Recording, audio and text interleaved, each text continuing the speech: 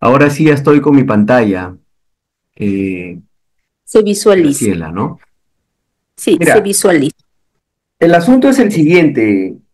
El asunto es el siguiente. Antes que naciera las neurociencias, todos los estudios acerca del cerebro estaban involucrados con, digamos, eh, análisis de personas, pero que ya habían muerto y solamente estaban prácticamente investigando, analizando en base a antecedentes, ¿no? Antecedentes de cómo había sido esa persona en el pasado, si había tenido algunos problemas, de repente eh, perturbaciones en el desarrollo propio o de repente ya nacieron así con problemas en el cerebro, tipo síndrome de Down o los problemas famosos del TDAH, ¿no? Y cualquier tipo de problemas que hayan tenido respecto al cerebro. Entonces los cerebros eran analizados post-mortem, ¿no? Después de muertos, y la ciencia médica iba avanzando conforme hacía algunas comparaciones con cerebros normales y cerebros dañados, o en todo caso cerebros que tenían diferencias con los cerebros normales, y podían ir avanzando y determinar de repente qué zonas estuvieron o no involucradas en los cerebros, digamos, que no eran normales, ¿no? Hasta que en el año 1848, ¿no?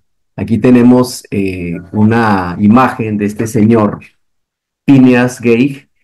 Este señor Phineas Gage sufrió un accidente. Él era un constructor de ferrocarriles y en ese accidente tuvo la mala fortuna de una barra, esa que la tiene en la mano. Esa barra que la tiene en la mano es una barra de fierro, le atravesó desde la parte superior de la frente arriba, o sea, su cabello en la frente de arriba, el cráneo, le atravesó el cráneo y le salió prácticamente por el pómulo izquierdo, ¿no? De hecho que le lesionó el ojo, lo perdió el ojo, pero le lesionó una parte que era la zona frontal del cerebro. Y al lesionarle la zona frontal del cerebro, el tipo vivo, tratando de salvarle la vida, bueno, en realidad no hubo ningún problema, digamos, de infección, no hubo ningún problema, digamos, que no pudieron controlar, y el tipo vivió. Pero ¿qué notaron en este tipo? Notaron que toda su conducta pasada había cambiado. Él era un capataz, él era un líder de los trabajadores que estaban construyendo una vía ferroviaria, y él era muy organizado, él tenía una capacidad grande de socialización, tenía habilidades para, digamos, dirigir a los grupos. Él era muy puntual, era muy respetuoso, tenía una capacidad de organización y de coordinación de tanto de los superiores con la gente que estaba al mando de él. Y todo esto, después del accidente, cambió radicalmente, ¿no? Y es que el lóbulo frontal justamente está relacionado con la conducta. El lóbulo frontal justamente está relacionado con la organización, con la planificación. Y es que el lóbulo frontal también está, digamos, involucrado hasta con la toma de decisiones, ¿no? Entonces, este hecho que ocasionó en el daño de la parte del lóbulo frontal hizo que él sea una persona prácticamente insegura, una persona que no era capaz de tomar una decisión por más simple que sea esta decisión. Entonces, en vista de esto, empezaron a despertar las alarmas, digamos, en la ciencia, de que debíamos estudiar más a fondo la parte de los lóbulos, en todo caso aprovechando poco a poco los desarrollos de la tecnología. Hoy en día ya pues tenemos por seguro que las zonas en el cerebro están distribuidas, pero no están distribuidas tan específicamente. Nuestras zonas cerebrales son tan complejas que a veces nosotros decimos vamos a encontrar a la memoria solamente en el hipocampo, pero sin embargo también tenemos zonas involucradas en todas las partes del cerebro que también están involucradas con la parte de la memoria. Pero, digamos, el centro de la memoria es uno solo, que es el hipocampo. Nosotros necesitamos manejar muy bien la parte de la memoria. ¿Por qué? Porque es la base de los aprendizajes. Todo lo que nosotros sabemos, conocemos, tenemos, hemos aprendido desde bebés, desde que nacimos. Entonces, a ver, Graciela, Graciela, ¿estás ahí?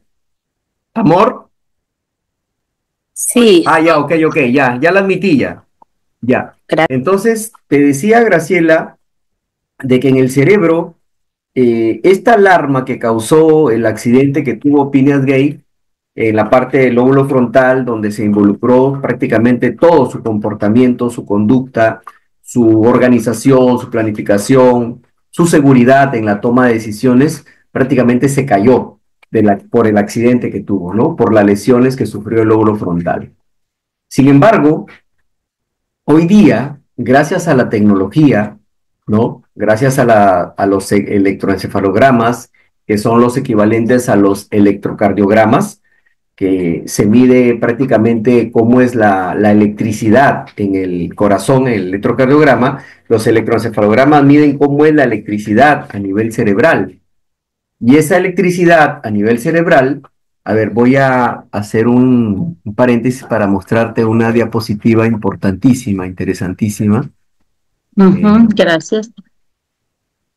para mirar cómo es esta descarga eléctrica que tenemos nosotros en el cerebro. A ver, un ratito, dame ¿Y esa un descarga instante. eléctrica se intensifica en alguna etapa de la vida o bajo alguna circunstancia vivida, Marco? Escritorio, acá está escritorio. Vamos a entrar a una imagen para que veas que cada vez que tenemos zonas activadas en el cerebro, cada vez que tenemos zonas activadas en el cerebro, entonces nosotros somos capaces de detectar todas esas, digamos, esas ondas cerebrales, y esas ondas cerebrales prácticamente son registradas en el electroencefalograma, ¿no? A ver, voy a proyectar. Vamos a cambiar de pantalla. Ahora voy a proyectar una diapo. Ahora sí está la diapositiva, ¿no? Mira, aquí hay una persona que está sometida a una red. Sí, lo aprecio. No lo escuches cuando ella te habla. Ah, ¿no la escucho? Sí, A eso ver, a quiero ver. saber, Marco, si me estás escuchando. Por ahí como que te hice una pregunta en antes. Ah, ya, ahora sí, Graciela. A ver, disculpa. Ya. Cuando tú indicabas de que hay todo un tema de descarga eléctrica, bueno, si vale ese término, no sé si lo escuché bien, te preguntaba si esa descarga con mayor intensidad se puede dar en alguna etapa de la vida, bajo alguna circunstancia vivida, o es una descarga, digamos, casi uniforme. Ya. Nosotros cuando vamos aprendiendo desde las etapas primarias de la vida, entonces el cerebro va experimentando, por decir, huellas de descargas eléctricas conforme aprendemos algo, ¿no? Entonces, si nosotros aprendemos algo, por ejemplo, involucrado con el aprendizaje, como es en el caso de los niños, ¿no? Los niños van aprendiendo a escribir, van aprendiendo a hablar, van aprendiendo a silabear. Entonces, esa parte de los razonamientos matemáticos o los razonamientos verbales se activa en el hemisferio izquierdo. Si le ponemos un electroencefalograma a un niño en una etapa de aprendizaje, en el proceso del aprendizaje, obviamente se va a iluminar descargas eléctricas en el hemisferio izquierdo porque esa es la zona que está trabajando. Pero en sí, como somos un sistema integrado, que nosotros caminamos, vivimos, etcétera, de acuerdo a lo que nosotros experimentamos en el momento en sí, entonces, por ejemplo, si experimentamos un sentimiento de una emoción positiva, de una felicidad, etcétera, seguramente la descarga eléctrica iluminará más en la zona de la amígdala cerebral. O sea, imagínate todo el cerebro como un mapa, que de acuerdo al momento de la experiencia, del aprendizaje, determinadas zonas del cerebro son las más involucradas que otras y esas zonas son las que más se van a iluminar. No sé si me di a entender. Sí, Marco. Ok, Ujú, listo. gracias. Mira, voy a poner un electroencefalograma en vivo para que veas Ujú. más o menos cómo es que de ahora en adelante se hacen los estudios, ¿no? Eh, Ahí se aprecia el cerebro, ahí está. ¿Lo ves ese? ¿Sí lo ves? Todavía no se activa el video Ya, de pero lo que sí se ve el video, el fondo, el cerebro, ¿se ve? no. No. Se sigue viendo la lámina de presentación de tu Power. Listo. Voy a cambiar entonces quiero que veas el video. Ahorita lo voy a cambiar al video. Listo. Ahora sí, ya lo ves, ¿no? Sí, se ve. Correcto. Listo. Mira, esas son las descargas eléctricas seguidas con electroencefalogramas. Hay algunas zonas de repente que se expresan un poquito más que otras, pero como nosotros estamos en todo momento caminando, pensando, etcétera, de hecho que hay destellos en todo el cerebro, en casi toda la zona del cerebro. Pero por ahí, no sé si notas algunas zonas que se ponen medias rojizas, unas zonas que se pronuncian un poquito más, Sí. o algunas zonas en amarillo intenso, te das cuenta, ¿no? Entonces, esas zonas que se tornan más intensas que otras, probablemente son las zonas que en el momento están experimentando y en el momento un aprendizaje más marcado. De repente puede ser de un estudio, o estás aprendiendo a manejar de repente carro, o estás de repente pensando en un problema, etcétera. Entonces, ciertas zonas del cerebro se van a tornar de distintas tonalidades y eso, cuando hay un estudio específico, cuando una persona va, por ejemplo, a un centro de entrenamiento del cerebro en España y uno va con un objetivo, yo quiero, por ejemplo, que me ayuden a mejorar mi aprendizaje. Yo quiero que me ayuden a mejorar, de repente tengo mucha ansiedad, mucho estrés. Yo quiero que me ayuden a determinar mis fobias. Buscando cómo entonces, de acuerdo al objetivo, es que ese electroencefalograma se va a, digamos, a centrar específicamente en las zonas que están involucrados donde uno necesita ese tipo de, digamos, de atención, ¿no? Entonces, así es como funciona este tema de los caminos o digamos, las vías de electricidad que van siendo captadas in situ, ¿no? En los aprendizajes, ¿no? Entonces, regreso a la lámina anterior, donde estábamos prácticamente haciendo una historia de cómo es que nace la neurociencia. Ahora la tecnología, gracias a la tecnología, es pero tan específica que ahora ya trata de darle prácticamente la electricidad, que en ciencia se conoce como ondas. Nosotros nos manejamos otra vez. Sí, ya la acepté ya. Voy acá está, ¿no? Ver. Sí, ya. Perdón, voy a admitir a dos personitas más. Ya. Entonces, estaba comentando con Graciela, este, estaba comentando este tema de cómo es que nace la neurociencias a través de un accidente de una persona que sufrió una lesión cerebral y en esa lesión cerebral recién vieron cómo se involucraba la conducta, la organización, etcétera. eh, y gracias a eso es que empieza a avanzar el estudio, ¿no? Por ejemplo, más adelante, unos años después, ¿no? Un médico, Broca se da cuenta que hay una zona involucrada aquí en la parte del lóbulo frontal, este pedazo está la silueta del esqueleto, la parte de la frente, este lóbulo principal que está acá es el lóbulo frontal, y él descubre que aquí en esta zona está involucrada prácticamente la zona del lenguaje, o sea, cómo uno por vocalizar, por emitir sonidos, es capaz de lograr la comunicación, pero sin comprenderlo, ¿no? Sin comprenderlo, simplemente el niño se esfuerza por las neuronas espejo que tenemos, que son las que imitan, entonces él quiere también dar un mensaje como lo hace su mamá, como lo hace su papá, y en ese camino de dar mensajes, entonces empieza a practicar el lenguaje, ¿no? Entonces, esa práctica del lenguaje está involucrada en esta zona del cerebro. Miren, cómo van zonificando las partes más importantes, ¿no? Donde están involucrados nuestros aprendizajes.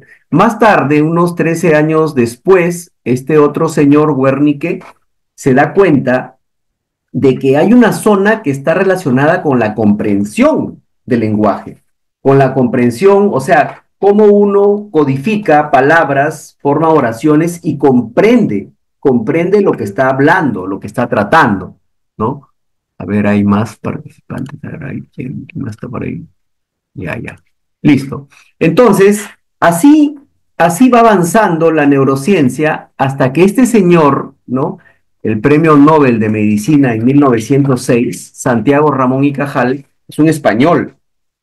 Él observa por primera vez en su microscopio, como ya estaba las tinciones, ¿no? Ya teñían las células de colores, él observa por primera vez cómo las neuronas se entrelazaban entre sí, haciendo lo que hoy conocemos como sinapsis, y cómo marcadamente iban, digamos, dejando huellas en el cerebro. Cada aprendizaje que nosotros tenemos es una unión entre neuronas y deja huellas, cosa que esas huellas, si nosotros repasamos el aprendizaje, practicamos esa experiencia, es más, el solo hecho de aprender algo simple, con atención, que consideramos nosotros un aprendizaje relevante. Por ejemplo, si hoy yo aprendo determinada, digamos, manera de conducir, y yo considero relevante ese aprendizaje, entonces, cuando yo voy a dormir,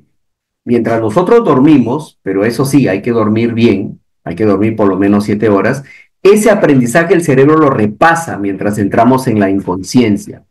Entonces, todas esas maneras de reforzar los aprendizajes a través del descanso o a través del propio repaso que hace la persona cuando se involucra en un tema. Por ejemplo, a mí me dan un tema nuevo, o yo asisto, obviamente, si soy estudiante, asisto a mi clase, veo un tema nuevo, o si yo quiero estudiar un tema nuevo, lo leo, etcétera, etcétera, lo comprendo. Y eso es un aprendizaje que si yo lo considero relevante, si yo lo considero importante, entonces ese aprendizaje se va fijando poco a poco en mi memoria. Y cuando yo descanso bien, ese aprendizaje se fortalece. Y si yo vuelvo a leer o vuelvo a recordar ese aprendizaje, más lo fortalezco.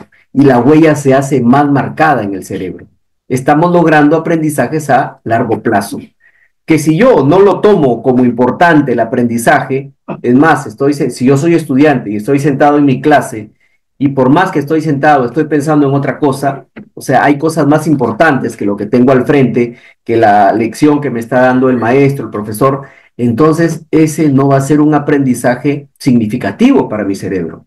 Mi cerebro no lo toma como relevante y a la hora del descanso no lo repasa, porque no lo tiene el aprendizaje en primer término. Cuando tuve la oportunidad de tener el aprendizaje logrado, no tiene que repasar el cerebro. Entonces es importante.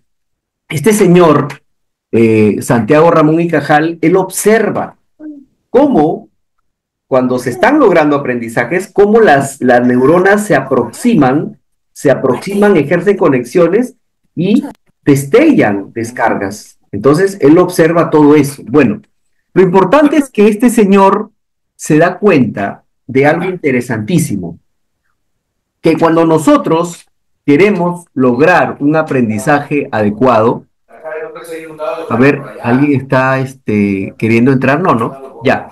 Entonces, cuando nosotros queremos lograr un aprendizaje y un aprendizaje de repente reemplazar un aprendizaje por otro, lo que a veces lo llamamos desaprender unos y aprender otros. Por ejemplo, les doy algo real, ¿no? Algo real que lo experimenté con mis alumnos de tercer año de secundaria al regreso de la pandemia, ¿no? Estoy hablando del 2022. Entonces, cuando yo regreso, el 2022, después de la pandemia, habían pasado 2 años que los estudiantes habían desaprendido. ¿Y cómo se desaprende? Se desaprende cuando uno no refuerza, cuando uno no fortalece esas conexiones neuronales llamadas sinapsis, cuando uno esas huellas no las, digamos, no las retroalimenta, no las ejercita, ¿no? Como son operaciones básicas, por ejemplo, ¿no? Por ejemplo, mis alumnos que llegan a tercer año ya habían experimentado el segundo año flojo, el primer año flojo, y eso cuando digo flojo, no lo digo flojo en el término de aprendizajes, sino que ellos empezaron a hacer nuevos aprendizajes, que eran esos aprendizajes del juego, por ejemplo, ¿no? Ellos con la educación virtual, para ellos era un paseo, era un recreo prácticamente, y ellos desaprendían los aprendizajes logrados anteriormente, aparte que no los practicaban, los nuevos no los lograban, y su mente se concentraba en aprendizajes para ellos relevantes, que era el juego. Y eso es lógico, porque las personas, lo que nos hace feliz, lo que nos atrae, lo que nos genera dopamina, que es la hormona de, digamos, del placer, ¿no? Entonces nosotros estamos ahí. Entonces el estudio pasó a un segundo plano y esos aprendizajes logrados anteriormente se debilitaban. Se debilitaban y así como las poblaciones de personas, unos nacen, otros mueren, ¿saben quiénes morían? Morían los aprendizajes inútiles. Esos que ya no se usaban o que dejaron de usar, empezaron a morir. Empezaron a morir. Y por eso era el resultado, desde en el 2022, en que todo el mundo, prácticamente el nivel, digamos, de aprendizaje había bajado, ¿no? Y esa es una explicación por la cual nosotros, este señor Ramón y Cajal, él dice lo siguiente: si hay neuronas que nacen y otras neuronas que mueren, esas neuronas que nacen hay que enseñarles nuevos aprendizajes, aprendizajes positivos, aprendizajes relevantes, aprendizajes, digamos, válidos para la vida, que yo sé que los voy a utilizar en el siguiente nivel de secundaria, por ejemplo, o de primaria. Yo sé que a mí me enseñan a sumar porque después voy a necesitarlos para resolver ejercicios, para entender lo que es la multiplicación, etcétera, etcétera. Entonces, Ramón y Cajal se da cuenta que el cerebro tiene esa capacidad que se llama la neuroplasticidad. ¿En qué consiste la neuroplasticidad? La neuroplasticidad quiere decir que el cerebro es adaptable a lograr nuevos aprendizajes y a descartar otros, ¿no? Interesantísimo, ¿no? Entonces, por eso es la importancia de conocer la neurociencia. ¿Por qué es importante? Porque tú vas a conocer cómo funciona el cerebro, cómo el cerebro aprende y cómo también los aprendizajes que tú quisieras retirarlos de tu mente, hasta incluso las experiencias dramáticas, también podemos retirarlas poco a poco. Podemos tener control de las emociones y por eso es que le dieron el premio Nobel a este señor, ¿no? Español, ni siquiera norteamericano, ni siquiera inglés, ni siquiera francés, era un español. Y ese es el orgullo que tienen los españoles, que allí mismo en España nace la neurociencia. Más adelante, este señor Donald Hebb propuso la teoría de que las conexiones neuronales se fortalecen a través de la experiencia. Muchos centros educativos en el mundo, ¿no? No tienen la programación como la tenemos nosotros, ¿no? Muchos, ¿hay otro que quiere entrar? No, no están. Muchos centros educativos en el mundo no optan por tener una currícula, digamos, digamos, a pesar que es organizada, no es del todo significativa para la vida. ¿A qué me refiero? Me refiero a que cuando uno va a una escuela de Europa, uno entra al salón de clase y está esperándolo un proyecto. En la mesa de trabajo está un proyecto. Puede ser de repente armar un carrito, o puede ser de repente armar una casa, etcétera, etcétera. ¿Y en qué consiste ese proyecto? Que gracias a esa experiencia real, porque eso es un modelo de lo que sucede en la realidad, vamos desarrollando nuestro lenguaje, nuestra comunicación, vamos desarrollando nuestra creatividad. Si hay alguna pieza que tenemos que el proyecto dice, fíjate, nosotros debemos armar un puente, pero para ese puente necesitamos tanto de peso, entonces tienes tu balanza al costado y vas a saber que ese puente tiene un límite. Entonces, empiezas a trabajar la matemática o empiezas a multiplicar con cuántos fierritos o con cuántos ladrillos vas a construir una pared, etcétera, etcétera. O sea, abarca la comunicación en el mismo problema. Abarca la historia, también la historia. ¿Por qué? Porque de repente si van a armar un puente, de repente el proyecto te dice dónde fueron construidos los primeros puentes, ¿no? Con qué materiales construyeron los primeros puentes. Abarca algo real que hacen cuando construyen los puentes. Ven las cargas máximas que puede soportar un puente, etcétera, etcétera, ¿no? Hace poco tuvimos la desgracia del puente que llevaba a Chancay, que se cayó, ¿no? También esos puentes tienen un límite, ¿no? Los materiales tienen un límite. Una casa se va deteriorando. Hace como 2 meses asistí a una misa en Piura y el sacerdote estaba haciendo un bingo porque las columnas, miren, las columnas estaban ya deterioradas, el fierro estaba oxidado por dentro, se había prácticamente descolgado bastantes partes no solo del cemento, sino del ladrillo, y el sacerdote estaba preocupado. Entonces, muchas currículas en Europa establecen la educación en base a proyectos reales y conforme van avanzando el nivel del niño, van experimentando cosas. Mucho más interesante es en la etapa inicial de la vida, ¿no? En la etapa inicial de la vida, cuando los niños van al jardín, hablo de Europa, como es de educación en Europa, al niño le enseñan algo. Por ejemplo, le enseñan, le enseñan a hacer una oración. Y mientras le enseñan a hacer la oración, el niño fortalece la parte de la letra, de la escritura. Y cuando le enseñan el modelo que le dan al niño para que haga de la oración y le muestran su letra, cómo ha hecho, ¿no? Y le dicen, compara, hijito, del 1 al 10 quiero que te pongas tu nota, pero tú compara y según eso tú te pones tu nota. Miren, al niño hasta lo fortalecen y lo forman en valores, en virtudes. El niño mira conscientemente y como ustedes saben que los niños no dicen mentiras, son niños nobles, su cerebrito no conoce la maldad, el niño se califica de repente con un 8 o que se califica con un 7.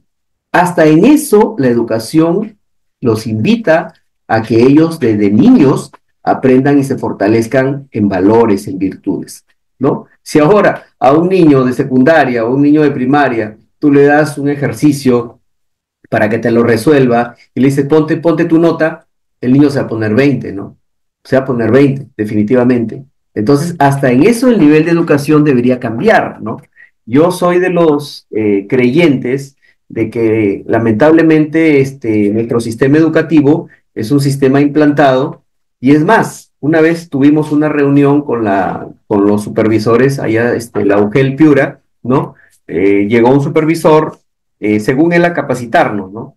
Hizo su exposición de cómo era el programa curricular, que debemos manejar las competencias, que manejar las capacidades, que manejar los estándares y todo un rollo, ¿no? Y al final yo le pregunté al señor, ¿no? Señor, le digo, ¿ustedes en algún momento han pensado en involucrar la motivación al alumno antes de una clase?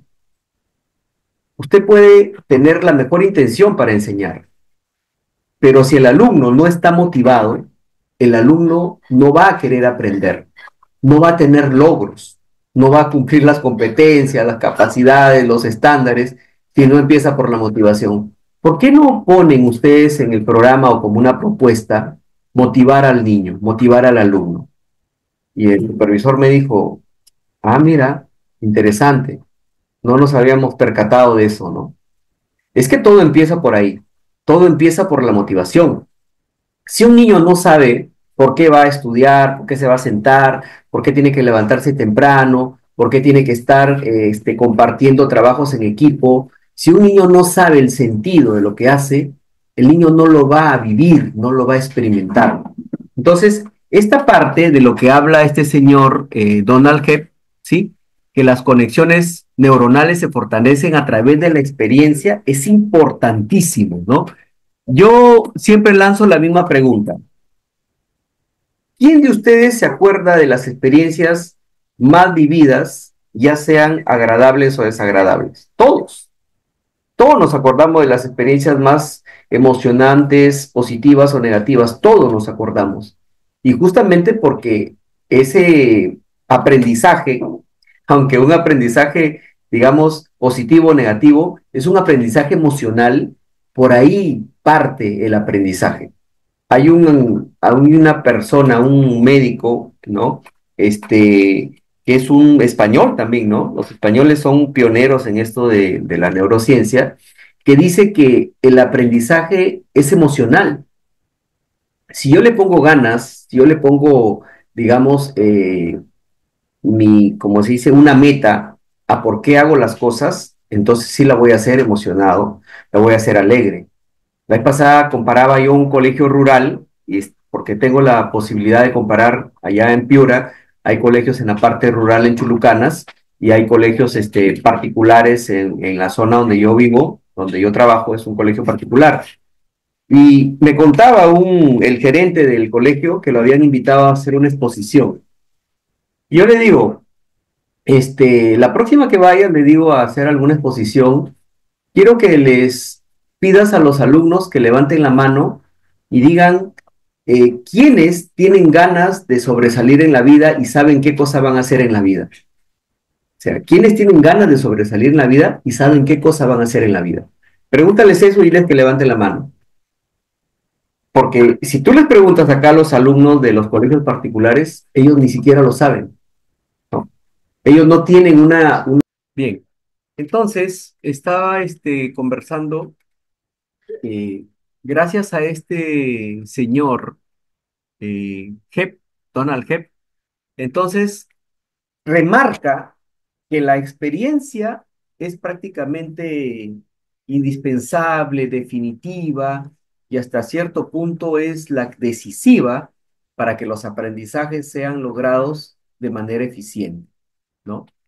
Entonces, luego ya más adelante aparecen técnicas de desarrollo de neuroimagen, aparecen tomografías computarizadas, etcétera, etcétera, donde ya prácticamente sonifican y empiezan a desarrollar determinadas zonas del cerebro, a veces estimulando, ¿no? Lo que hacen los neurólogos, que es demasiado, digamos, equivocado, diría yo, ¿no? Los neurólogos tratan o a veces de darte pastillas, incluso hasta sé que dan hormonas en pastillas para tratar de ayudarte a estimular determinadas zonas del cerebro, ¿no? Pero ahora la neurociencia ha descubierto que eso no es necesario. Al contrario, ¿no? Es perjudicial, ¿no? ¿Por qué? Porque la verdadera activación, Mercy Acuña, porque la verdadera activación de las partes de la zona del cerebro, uno la debe estimular por sí solo, ¿no? Por ejemplo, hay personas que sufren de la ansiedad, hay personas que sufren de la depresión. ¿Cómo lograr esos estados, digamos, alterados o desequilibrados? ¿Cómo lograr? Lograrlos de la siguiente manera, ¿no? Por ejemplo, un ejercicio tan simple como es la respiración. Cuando uno respira, hace una inspiración profunda, detiene unos segundos y que la exhalación o la expiración sea mucho más larga que la inspiración, ¿saben qué le da? Le da oxígeno a las células, le da tranquilidad y le da equilibrio a la presión sanguínea, ¿no? Entonces, a veces nosotros tenemos, tenemos ansiedad, tenemos palpitaciones, tenemos taquicardias, y con simples ejercicios de respiración, entonces nos volvemos al equilibrio. Y eso no lo dicen los neurólogos, ¿no? Los neurólogos simplemente te dan una pastilla y sabes qué, toma tu pastilla cada tantas horas y de ahí vemos cómo te sientes. Pero de eso no se trata, ¿no? En realidad, pues, la neurociencia aparece para que de manera racional y de manera comprobada, las personas puedan lograr un estado emocional primero adecuado, porque si una persona no tiene el estado emocional adecuado, no va a ser una persona atenta, no se va a concentrar, no va a hacer una lectura, digamos, comprensiva, En otras palabras, no va a lograr aprendizajes adecuados.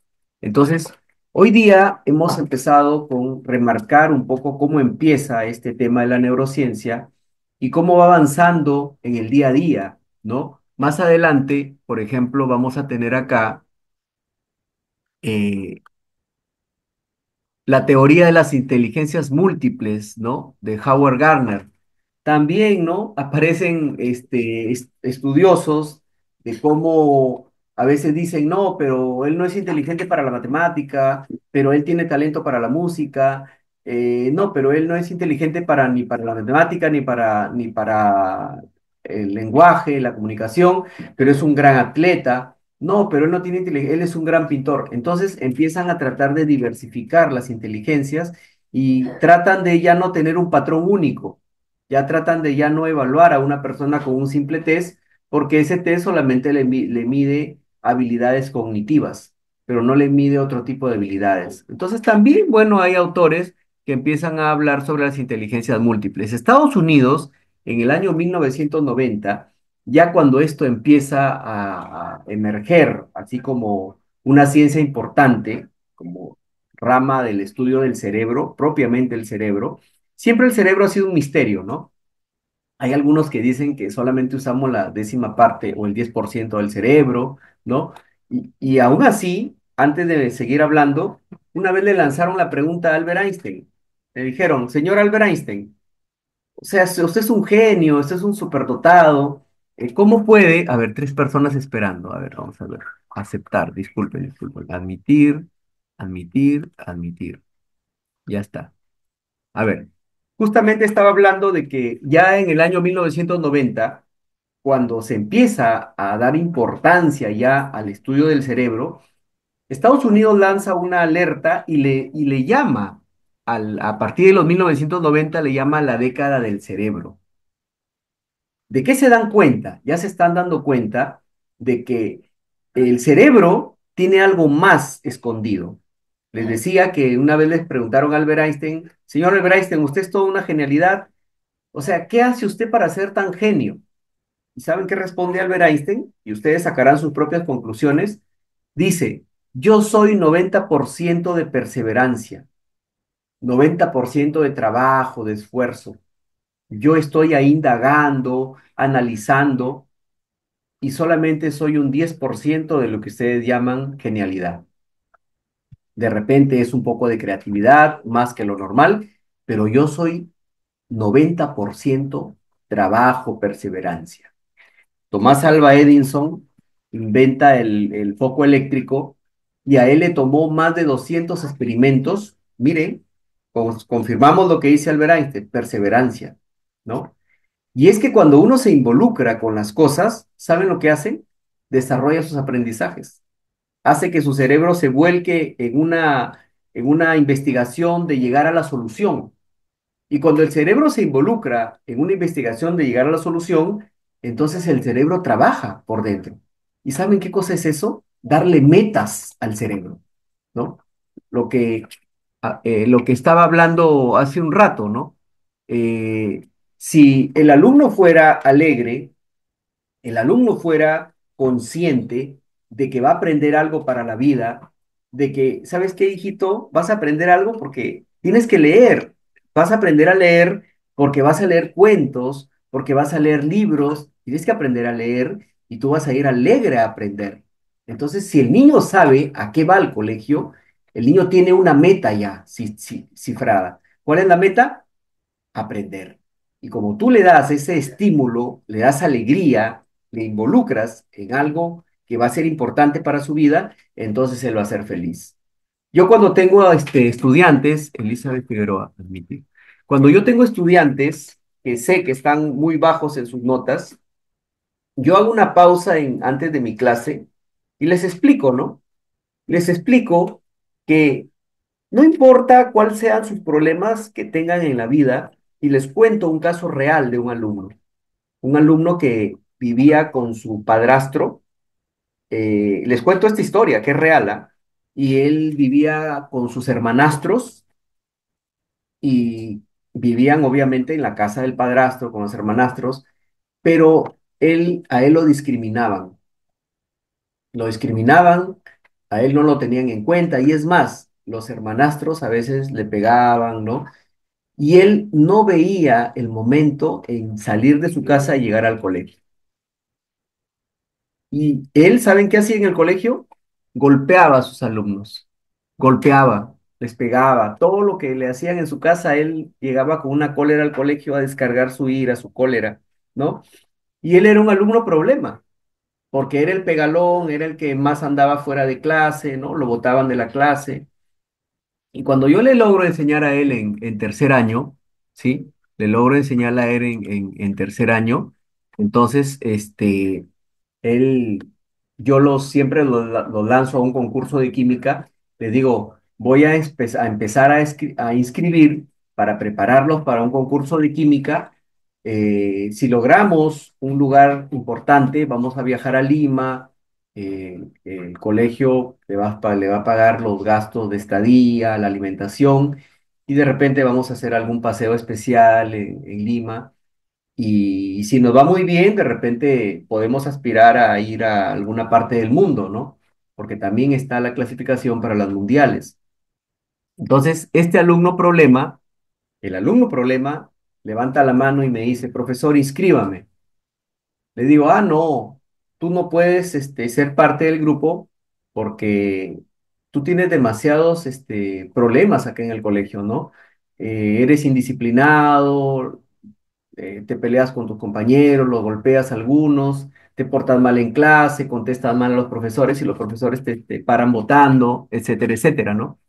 Entonces, el alumno me dice, profesor, inscríbame por favor, ya no me voy a portar mal y se lo prometo. Le digo, mira, si tú a la primera que hagas, yo te voto, ya no regresas al grupo, le digo, de los participantes. Me lo prometió, era una novedad para él. Y esto es algo que quiero que también entiendan los que están presentes, ¿no? Cuando el ser humano encuentra algo novedoso que probablemente sabe que le va a causar un beneficio, ese ser humano se ve atraído por esa novedad. Los docentes a veces de repente hacemos algo rutinario, pero siempre debemos ponerle un punto de novedad, un punto de atracción para que el alumno se mueva, se motive y empiece a lograr sus aprendizajes de manera adecuada. Entonces, este niño cumplió su palabra. Este niño empezó a participar del curso de química, logró clasificar para Lima, tercer año, me lo llevé a Lima, bueno, fuimos un grupo a Lima de niños y él estaba ahí, también siguió en cuarto año, le empezó a gustar la química.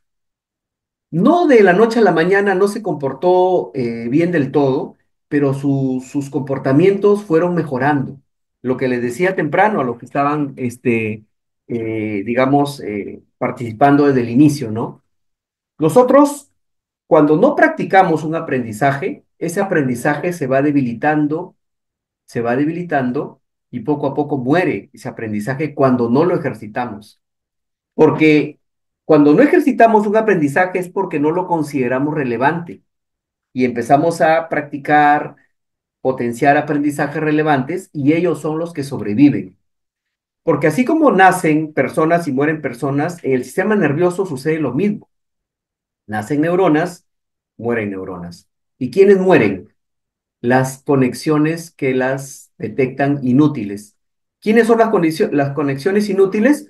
Son los aprendizajes que ya no se ejercitan. Entonces, en ese sentido, este niño, que era un niño problema, que ya tenía muchos aprendizajes, digamos, negativos, por este amor que le tuvo a la química, este niño empezó a leer sus libros de química. Los pocos profesores que lo botaban del aula, porque sí habían gente que lo botaba del aula, él pedía sacar su libro de química y se ponía a leer su libro de química en la escalera de una de las escaleras del colegio y ahí él. Pero poco a poco su comportamiento fue cambiando, hasta que ya nadie lo botaba de clase, hasta que ya más bien lo admiraban. ¿Y saben qué estudió este chico?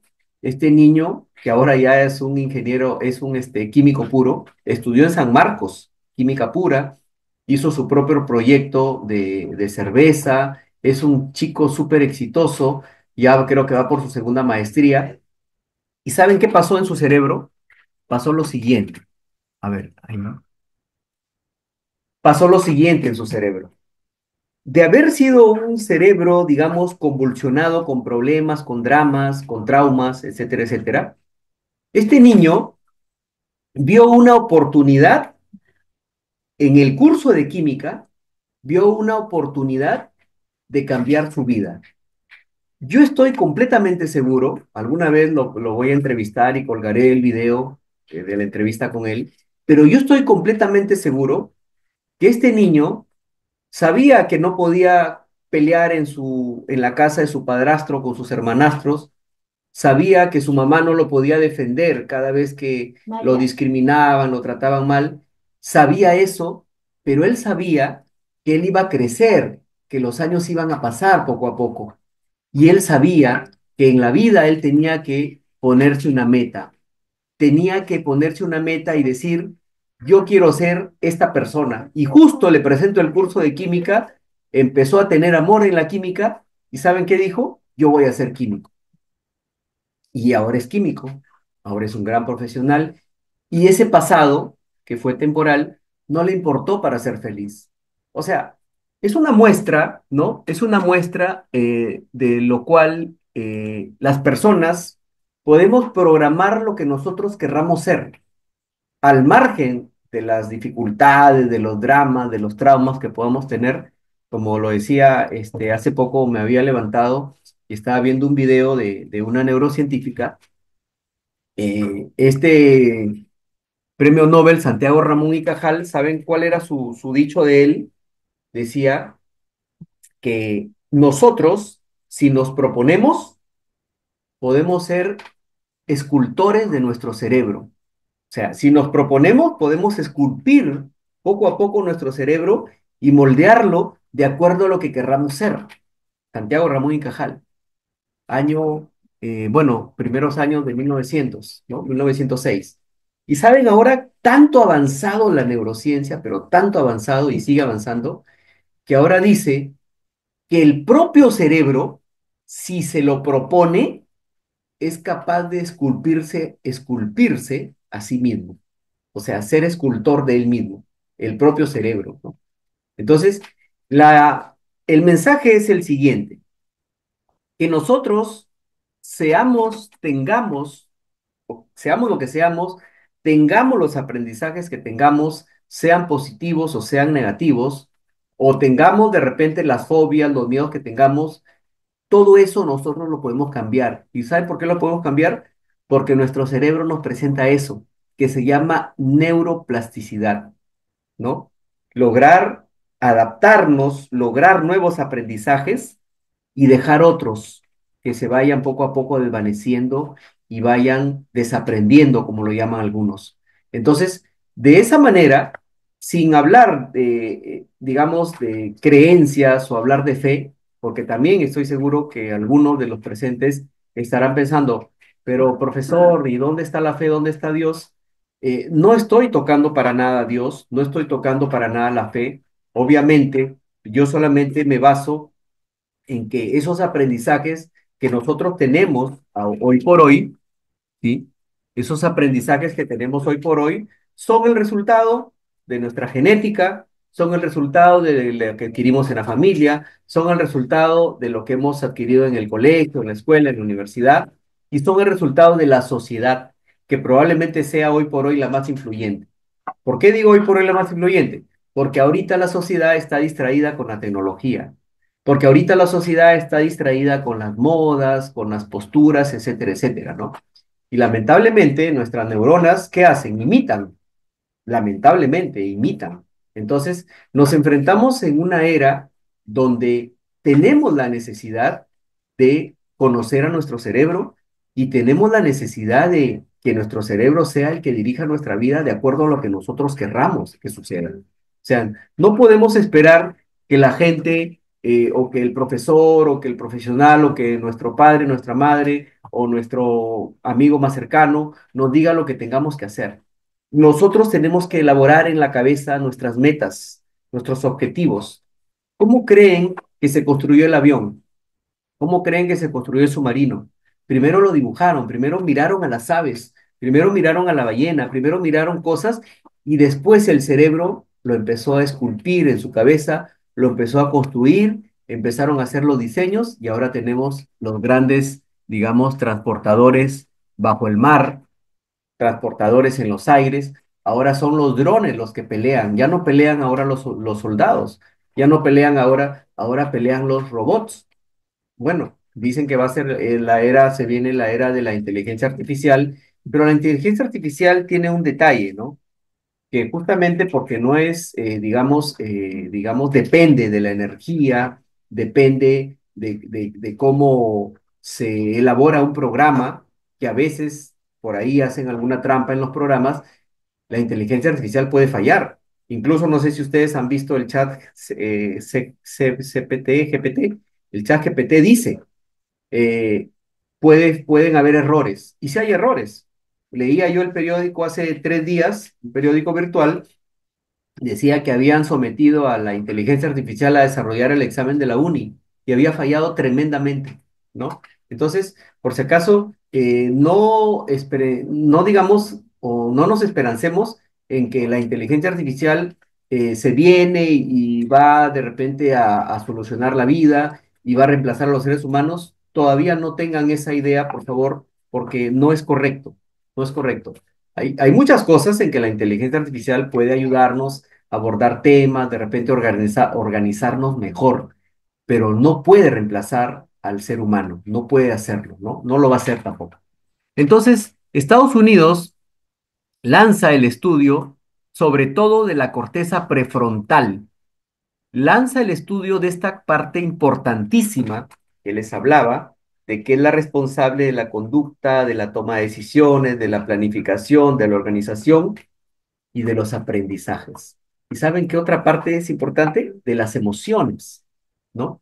Las emociones están aquí concentradas en esta parte de la corteza prefrontal y por aquí hay otra imagen donde pone al hipocampo, el hipocampo que está en color verde, ¿no? Que es el responsable de la memoria, de todos los aprendizajes que podamos ir captando. O sea, si nosotros hoy día aprendemos algo relevante, se almacena y en el momento que tú lo quieras evocar para darle utilidad, para darle aplicación, ahí está tu hipocampo, toma, te dice, ahí está lo que aprendiste, utilízalo, soluciona este problema, pero eso se va a la memoria llamada hipocampo.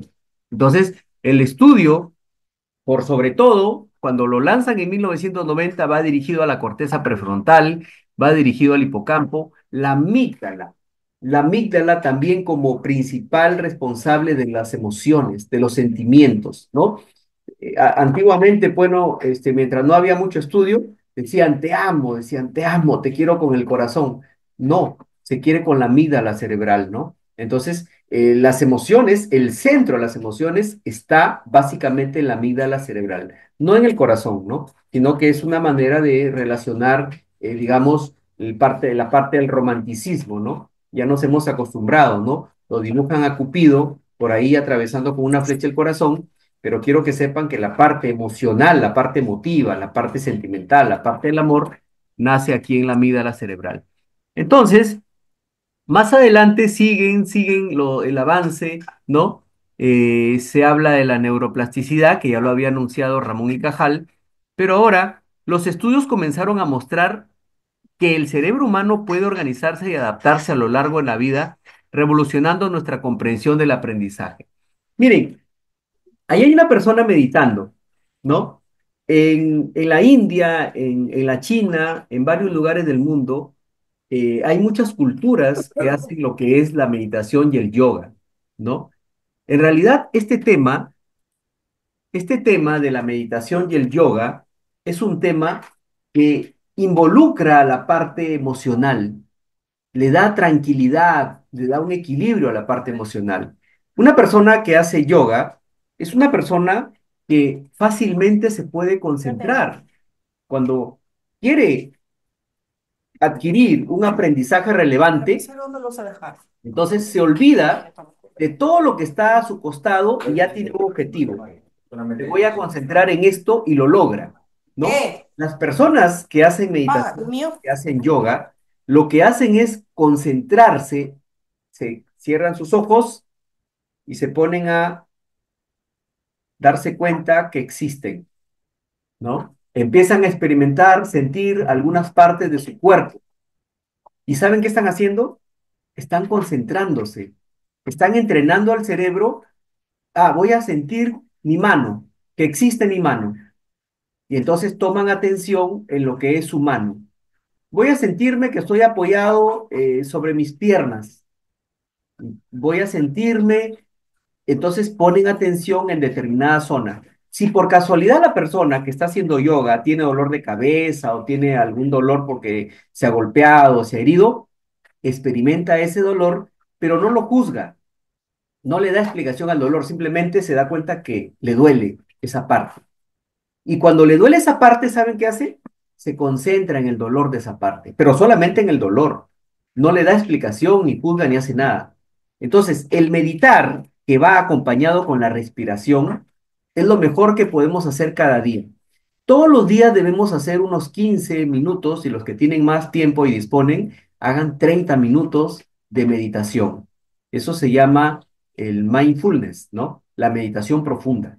Acompáñenla con la respiración. Eso les va a dar atención, concentración, equilibrio emocional, ¿ya? Entonces, todo esto es parte de la neuroplasticidad, porque gracias a la manera como tú dispones tu cerebro, es que vas a lograr nuevos aprendizajes, cambiar tus patrones de conducta y dejar otros patrones de conducta equivocados o que están incorporados en tu ser, no por culpa tuya, sino por la misma cultura que te ha ido generando conductas inadecuadas, ¿no?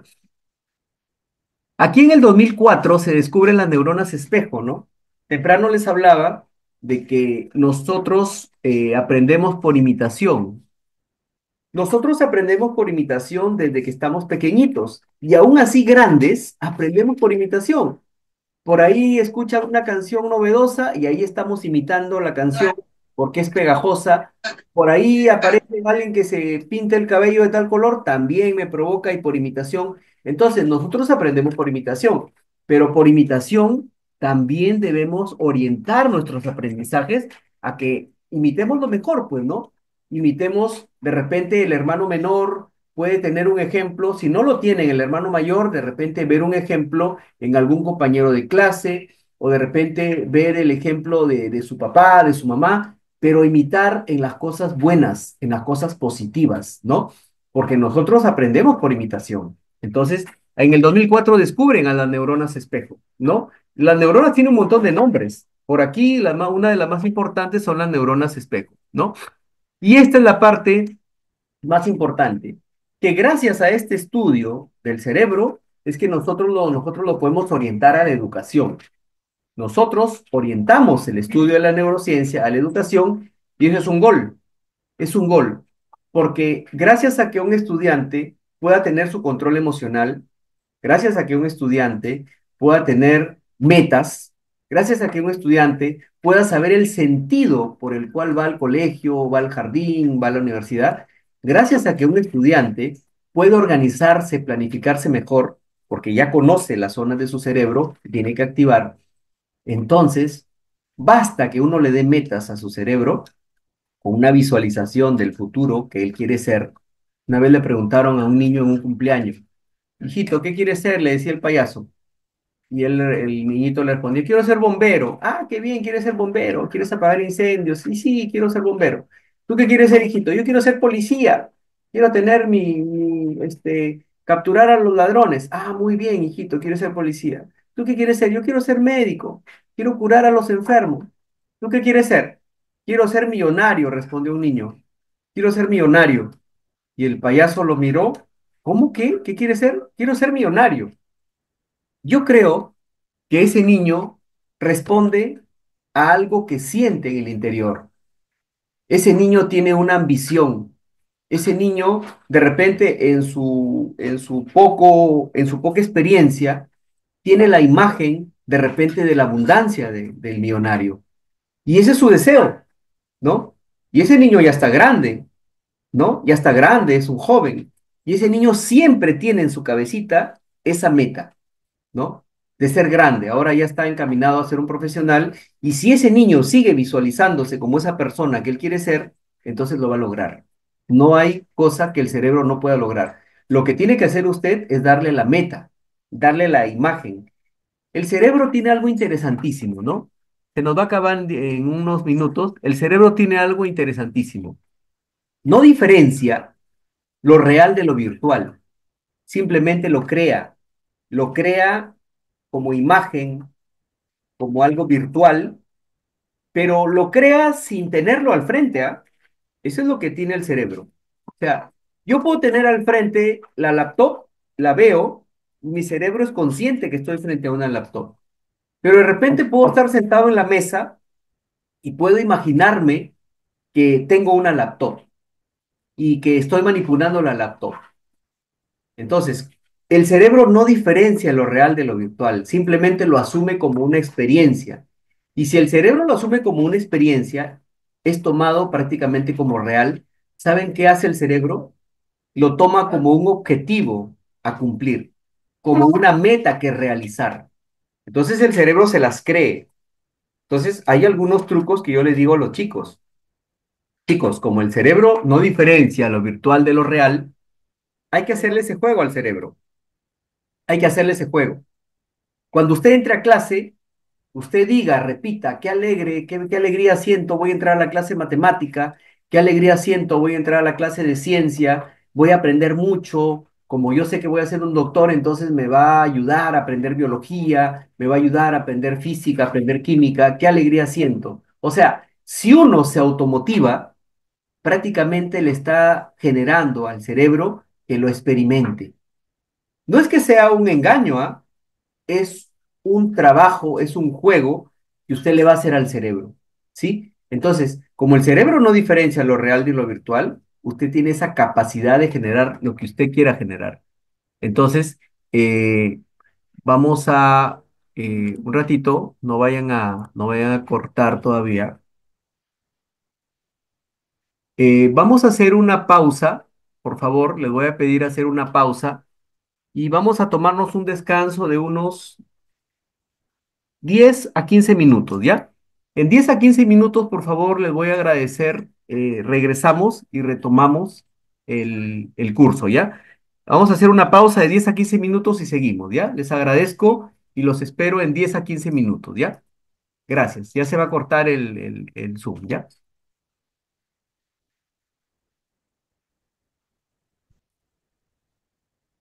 Por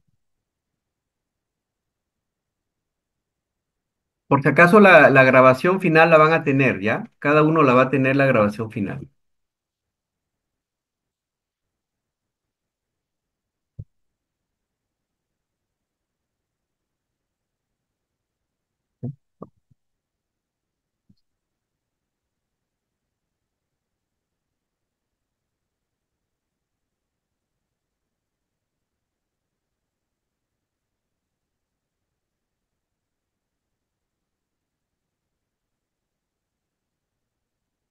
Ya, Graciela, estamos de nuevo, ¿ya?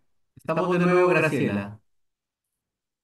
Ya está, Graciela, ya. Escúchame, te estaba contestando, Graciela, número uno, a tu pregunta número uno, formar grupos, o de repente, o el aula completa, o tres o cinco grupos por aula, para que se involucren en una experiencia de su rama. Te decía, por ejemplo, civil, se me ocurrió civil, ¿no? Se me ocurrió civil porque hace poco estaba yo presenciando, bueno, hace como 3 semanas atrás estaba presenciando cómo inician la construcción de una plataforma deportiva en gras sintético, pero para eso el terreno no estaba en nada. Había que hacer las bases de las paredes, todo. Entonces me llamó la atención mucho, ¿no? Y justo te pongo este ejemplo pensando en eso, ¿no? Por ejemplo, si son alumnos de civil, podrían ellos hacer grupos de 5 y primero investigar si cerca de la casa de alguno de ellos hay alguna construcción o en todo caso en qué etapa de la construcción están y mientras averigua el grupo, elegir en todo caso desde las etapas iniciales para que vean cómo su carrera se va involucrando en cómo se deben hacer las bases. Claro, ellos solamente van a observar, pero ese hecho de observar ya les pone en alerta al cerebro todo lo que ellos deberían aprender. Y ellos deberían involucrarse, que ese va a ser su futuro trabajo. Entonces, eso por una parte, ¿no? Por otro lado, si es un grupo de sociales, por ejemplo, ¿no? De repente ir a entrevistar a personas importantes o de trayectoria que pueden darles de repente algún mensaje, algún consejo a los estudiantes, ¿no? Si son de sociología o de alguna carrera de comunicaciones, etcétera, de repente ponerse de acuerdo, ¿no? De repente de los mismos catedráticos o del mismo decano o de repente de otras universidades que sean importantes, que sean personas, digamos, destacadas, ir al entrevistar, hacerle preguntas, pero que sean preguntas relevantes, ¿no? Por ejemplo, ¿qué le aconsejaría a un estudiante universitario en estos tiempos actuales que debería priorizar en la vida, ¿no?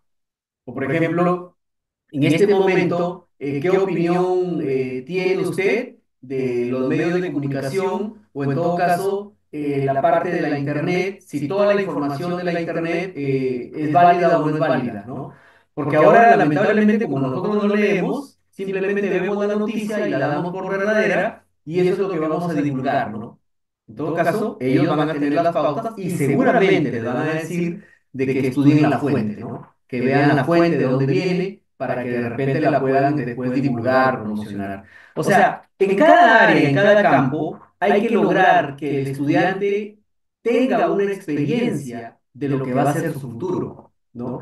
Que se involucre y que su cerebro lo ponga en alerta, que tiene que hacer las cosas bien, ¿no? Poder buscar primero organizar una experiencia propia del área. Si voy a ser civil, involucrarme en una construcción, no a trabajar las 8 horas diarias, por supuesto, sino que se ponen de acuerdo y van en un determinado horario, le piden permiso al, no sé, al jefe de la obra para que de repente les explique, o en todo caso ellos pueden filmar o tomar una fotografía de cómo es que empieza una construcción y cómo va avanzando la construcción. ¿No? Entonces se involucran con una experiencia vivida de lo que va a ser su futuro trabajo. O la otra sugerencia es buscar que los mismos alumnos de la diferente disciplina que sea vayan a entrevistar a un ingeniero. Por ejemplo, si se trata de ingeniería civil, vuelvo a la ingeniería civil, o de arquitectura, vayan a entrevistar arquitectos destacados, ingenieros civiles destacados. Si son otras ramas, si son medicina, que vayan a entrevistar a un médico destacado. Y si tiene una profesión adecuada, pues qué es lo más importante, por ejemplo, que debe dominar o aprender en esa especialidad que tiene. O sea, que se involucren en el área, que se involucren en el campo, que no solamente se vayan a quedar en el aspecto teórico, que están ahí recibiendo clases, etcétera, etcétera, sino que desde ya tengan esa ambición de que van a ser estudiantes, van a ser ingenieros, van a ser profesionales, etcétera, etcétera, porque van a estar ahí trabajando en ese lugar. Y por la otra sugerencia en cuanto a la motivación, eh, todas las personas debemos tener algo, digamos, claro, que mientras estamos en el camino de terminar una carrera, una profesión, hay que tener mucho cuidado con nuestras emociones, ¿no? A veces muchas personas de repente truncan su carrera, ¿no? No terminan de estudiar porque de repente no controlan sus emociones y decirle esta realidad a los estudiantes. Por favor, queridos estudiantes, con mucho cariño, con mucho amor, ¿no? Les recomendamos que en este caso no pierdan de vista su objetivo, su meta. Que en la vida vamos a cometer errores, que de repente nos vamos a caer, que de repente vamos a hacer en algún momento las cosas mal. Eso no quiere decir que ustedes se van a retirar de la carrera, ¿no? Simplemente eso será una pausa para reflexionar y qué cosas hacer, qué cosas mejorar.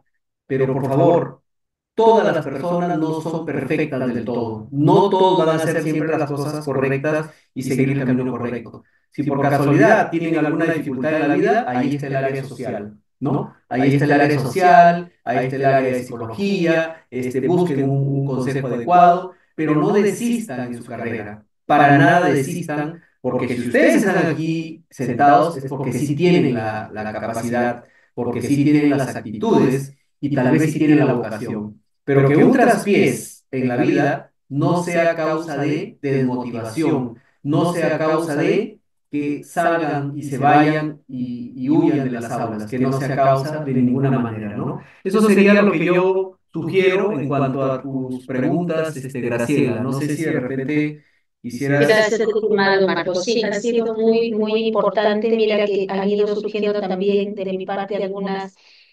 también puntos como para tomar en cuenta respecto a estos cursos de RCU. Sí, pues tenemos toda una estructura. Va a haber primero una encuesta de diagnóstico, va a haber un trabajo no solamente teórico, sino de talleres, en este caso, porque debemos medir el impacto.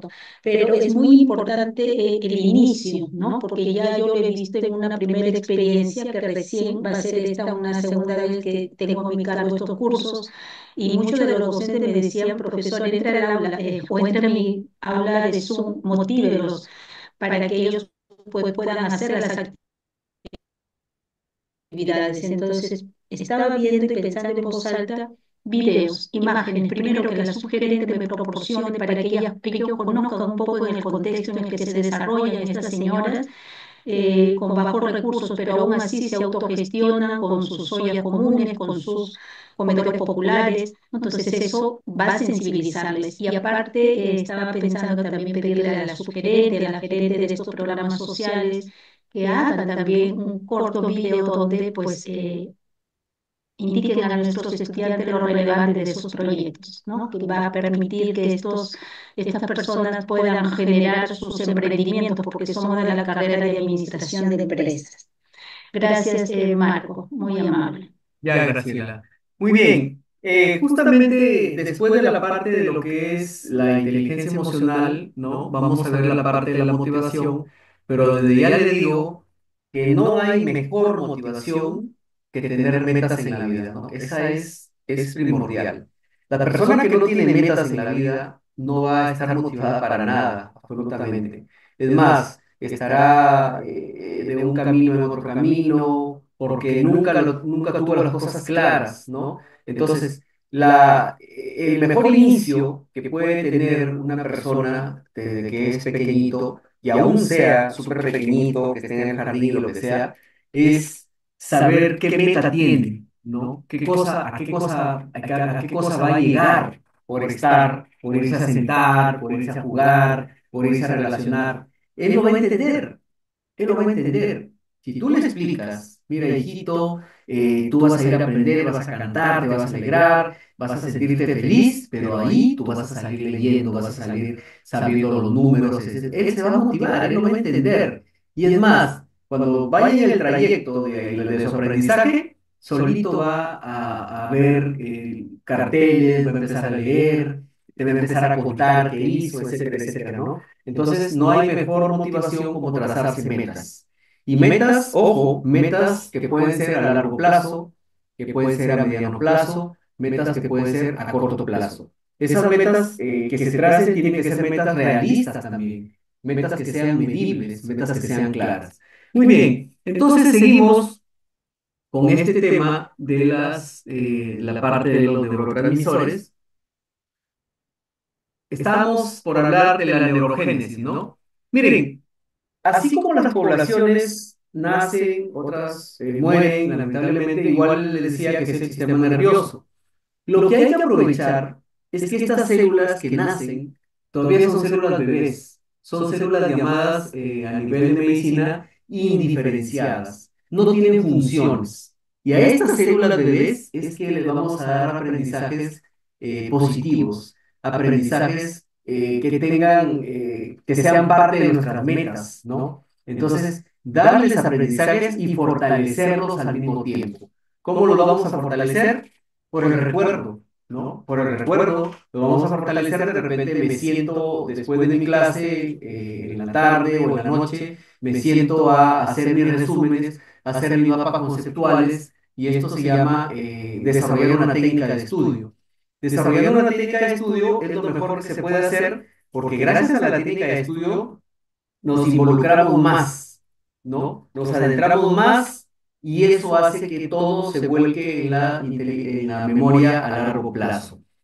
Miren, entonces ya sabemos que todos los días nacen neuronas, ¿no? Nosotros nacemos aproximadamente entre 80.000 y 100.000 millones de neuronas. 80.000 y 100.000 millones de neuronas y en el tiempo nacen, mueren, pero nacen con mayor capacidad y con mayor cantidad justamente en las zonas hipocampales, en las zonas donde necesitamos tener más aprendizajes, ahí nacen con mucho mayor cantidad. Entonces, esas neuronas hay que enseñarles, ¿no? Es como la vez pasada estaba en una terapia y había una persona que no había caminado hace mucho tiempo y le costaba caminar a la persona. Estaba mirando yo una terapia. ¿Y esa persona qué pasó? No, esa persona ha estado operada y hace tiempo que no camina y ya está haciendo sus ejercicios. O sea, de nuevo estimulando sus músculos, de nuevo estimulando sus huesos. ¿Por qué? Porque esa persona que ha estado operada o tiempos que ha estado postrada, digamos así, echado, no va a salir a caminar y a correr. Es más, tiene que de nuevo entrenar a su cuerpo para que nuevamente el músculo, el hueso, etcétera, se pueda articular y pueda lograr caminar nuevamente, ¿no? Entonces, enseñarle a las nuevas neuronas, pero en base a nuestros objetivos, lograr aprendizajes positivos, aprendizajes exitosos. Gracias a que nosotros somos moldeables, no, dicen algunos, yo ya tengo mi carácter, yo ya tengo mi manera de pensar, yo ya tengo mis creencias, a mí nadie me va a cambiar la manera de pensar. No es que nadie le vaya a cambiar la manera de pensar, es que a veces nosotros podemos hacer las cosas mejores. No es que alguien quiera molestarlos y decirles, cambien su temperamento, sí se puede cambiar. La neurociencia ha demostrado que cuando uno logra nuevos aprendizajes, ¿saben qué cosa se logra? Se cambia hasta la genética misma. Es impresionante, ¿no? Pero profesor, ¿cómo va a cambiar la genética si la genética ya la heredamos? Es que el cerebro, cuando hace nuevos aprendizajes, se generan nuevas poblaciones neuronales y esas nuevas poblaciones neuronales generan nuevas huellas. Y todo ese aprendizaje que es nuevo y perdura y se fortalece y se utiliza diariamente, ¿en qué se vuelve? Se vuelve en un hábito. Y esas células iniciales que nacieron con digamos, con patrones que hemos heredado, se cambian, se moldean. Es impresionante, ¿no? A veces parece increíble. A veces, oye, pero tú no te pareces nada a tu mamá, no te pareces nada a tu papá, etcétera, etcétera. Eso es parte de los nuevos aprendizajes. Tal vez una persona nació de repente no al cuidado de sus padres, no al cuidado de quienes fueron sus progenitores, sino a cargo de una persona que se encargó de su educación, de su manutención de alimentos, etcétera, etcétera. Y esas conductas prácticamente moldearon todo lo que pueda haber heredado genéticamente y eso sí se logra. O sea, poner el funcionamiento del cerebro en nuestras manos, hasta esa parte llega, cambiar la genética, la propia genética. Nosotros aprendemos todas las cosas bajo este principio del aprendizaje por condicionamiento clásico. Y después les voy a dar un ejemplo de lo que sucede en cada cosa que ustedes aprenden. Primero quiero que entiendan esto, ¿no? Si ustedes entienden el aprendizaje por condicionamiento clásico, van a entender cómo es que aprenden todo lo que saben. Miren, Pablo hizo este experimento, ¿no? Aquí hay un perrito que está frente a su plato de comida y obviamente el estímulo, que es un estímulo, la comida, obviamente el perrito lo ve el estímulo, es más, lo olfatea. ¿Y qué genera en el perrito? Genera la salivación. El perrito está feliz. ¿Cuál es su objetivo del perrito? Previo a la felicidad completa, ya está salivando. Cuando esto sucede de manera natural, el estímulo se llama estímulo incondicionado y la respuesta se llama respuesta incondicionada. Así se llama cuando sucede de manera natural, ¿no? ¿Qué más hizo Pablo? Agarra, le retira la comida y en otra oportunidad le pone una campana a sonar frente al perro. Obviamente el perro no va a salivar, ¿no? No está frente al alimento. Este estímulo es considerado un estímulo neutro. Y es más, no hay respuesta en el perro. Es como si le pusieran algo nuevo y no pasa nada con ese algo nuevo, el perro no saliva y no tiene una respuesta. Lo que sí sucede cuando tiene el alimento frente a él. Ahora viene la parte interesante. Pavlov involucra el sonido de la campana con el alimento y en simultáneo pone a los dos frente al perro. Y esto lo hace repetidas veces. Esto lo hace, digamos, con refuerzos. Cada vez que le va a dar de comida al perro, ahí está la campana. ¿Y saben qué sucede con estos dos estímulos? Se empiezan a asociar, se vuelven una sociedad, se vuelven cómplices los dos estímulos. El que antes era neutro, con el estímulo incondicionado, se vuelven cómplices. Y el cerebro del perro se capta esta asociación y de ahora en adelante la campana ya tiene un significado. Cosa que después que ha logrado repetidas veces poner al perrito frente a los dos estímulos al mismo tiempo, Pablo se acerca al perro, toca la campana y la campana ya no es un estímulo neutro, ahora es un estímulo condicionado y el perro saliva. ¿Por qué saliva el perro? Porque el perro ya asoció el sonido con el alimento. El perro sabe que después de sonar la campana o la campana, ¿qué significa? Que va a recibir el alimento. Y ahí está salivando el perro. Profesor, pero ¿cómo es eso que eso es, así funciona nuestro aprendizaje? Miren, lo natural es algo espontáneo, pero nosotros podemos volver eso algo espontáneo en algo condicionado. Por ejemplo, en el estudio, ¿no? En el estudio. Bueno, hay gente que le agrada estudiar porque obviamente de repente por herencia, lo que sea, tiene tendencia al estudio y se alegra, ¿no? Aquí hay un cuaderno, aquí está el cuaderno, está el libro, y ahí está la personita estudiando feliz porque ya tiene esas tendencias, ¿no? Hereditarias. Porque de repente tiene la motivación propia en casa y también la de los profesores, y él puede hacer esa acción de manera espontánea. Pero hay quienes no lo hacen y quienes no lo pueden hacer de manera espontánea. Entonces aparece el entrenamiento, que es el entrenamiento que yo les propongo, ¿no? Vamos antes de realizar esa cosa agradable, de lograr el objetivo, podemos empezar haciendo ejercicio, algunos hacen ejercicios físicos, otros hacen caminatas, otros hacen meditación, que también vamos a hacer algunos ejercicios de meditación, y logran tener un estado disponible para el estudio. Además, estos estímulos pueden ser las propias motivaciones, ¿no? Entonces, ¿cuáles son las propias motivaciones? De repente pensar en un momento, voy a ser tal profesional, ingeniero, no sé, arquitecto, administrador, gerente, médico, abogado, etcétera, etcétera. Pero aquí no hay nada directo que me cause placer, pero sí está la meta, el objetivo en la cabeza, ¿no? Entonces, este es un estímulo neutro, simplemente imagino que voy a ser un gran profesional. Es un estímulo neutro. Pero todavía no estoy frente al cuaderno, no estoy frente al libro, no estoy frente a realizar un trabajo, una tarea. Es un estímulo neutro. Ahí estoy yo.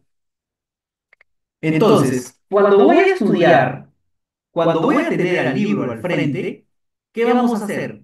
Vamos a imaginarnos ese estímulo que antes era neutro. Vamos a imaginarnos, ¿sabes qué? Yo estoy sentado aquí porque voy a ser esta persona, porque voy a servir a mi sociedad en esta profesión. Yo estoy sentado aquí porque sé que mis padres no son eternos y sé que en algún momento tengo que valerme por mí mismo. ¿no? Nosotros los padres quisiéramos ser eternos, protectores de nuestros hijos, pero lamentablemente no lo somos. Y en algún momento, por nuestro ciclo vital, dejaremos de existir y lo que más queremos nosotros, nuestro sentir más grande es dejar a nuestros hijos con sus propias armas para que se defiendan en la vida, ¿no? Entonces, ese condicionamiento que estamos haciendo, ¿sabes qué? Yo estoy frente al libro, frente al cuaderno, pero estoy dándole un sentido. Estoy visualizando mis deseos, mis cosas que tengo que lograr, porque sé que yo en algún momento pasarán los años y yo estaré solo contra el mundo y solucionaré yo mis problemas. Ahora sí, ahora sí. Entonces, cada vez que nosotros tengamos esas metas claras, cada vez que tú, al levantarte, o durante el día, o al acostarte, te imagines ese futuro que quieres lograr, te imagines que los años pasan y que en algún momento vas a tener que ser tú y solo tú frente al mundo, y que tú y solo tú vas a solucionar tus problemas, entonces te darán las ganas de aprender, te darán las ganas de sentarte, de ir a tu escuela, de ir a tu colegio, de ir a tu universidad, de poner atención, te darán las ganas solamente con el hecho. O sea, esto se llama el aprendizaje por condicionamiento clásico.